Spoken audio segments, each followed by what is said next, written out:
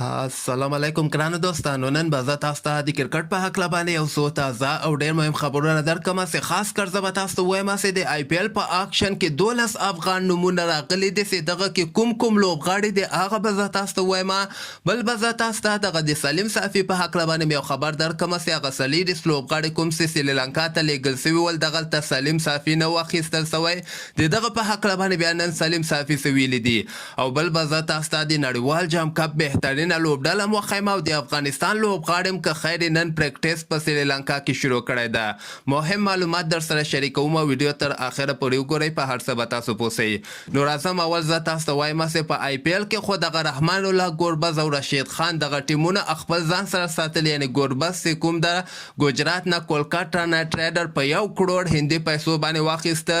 دغه دوه لوبغاړي خو اول نه ځان سره ساتلي، خو دغه نورو لوبغاړو کې محمد نبی د مجیب زدران د نجیب زدران د کیس احمد د نور احمد د ابراهیم زدران د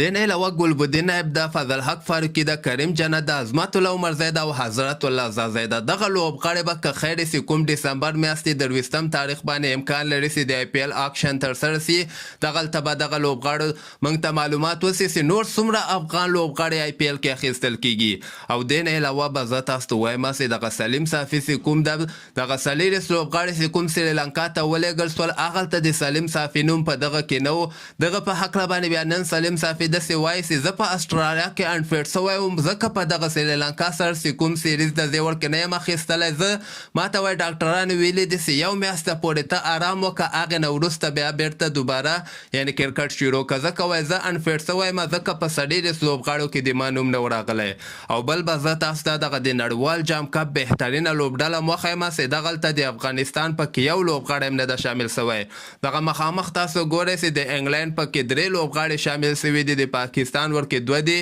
او همدغسې د هندوستان هم پکې 3 دي، یو دانه پکې د نیوزیلینډ ده، د زیمبابوې پکې سکندر رضا ده، او انټي نورجې چې کوم ده دغه د ساوت افریقا لوبغاړی په دغه کې شامل سوی ده. او دې نه علاوه به زه تاسو ته وایم چې د افغانستان لوبغاړي هم که خیر نن سریلانکا کې خپل پریکټیس شروع کړی ده چې دغه سلیریس لوبغاړو نه به که خیر 15 یا 14 لوبغاړي د افغانستان کرکټ بورډ له طرف نه دغه سیریز ته ټاکل کیږي. د افغانستان او د سریلانکا چې کومې لوبې تر سره کیدونکې دي د همدغه میاشتې 25 نومبر باندې 20 او 13 نومبر باندې که خیر دغه د اف ټي پي پروګرام مهمې لوبې په سریلانکا کې شروع کیدونکې دي. او دې نه علاوه به زه تاسو ته په اخره کې د شاهین شاه افریدي په هکله باندې یو خبر درکړم چې شاهین شاه افریدي چې کوم د ډاکټرانو ورته ویلي دي چې ته 2 میاشتو نه واخله تر 3 میاشتو پورې ارام وکړه، یعنې تا ته کرکټ ښه نه ده. نو دغلته د لاهور کرنډر ټیم چې کوم ده هغوی لپاره بد خبر ده، ځکه کال 2023 کې چې کوم پاکستان سوپر لیګ تر سره کیږي دغلته به شاهین شاه افریدي د لاهور لپاره لوبه نه تر سره کیږي.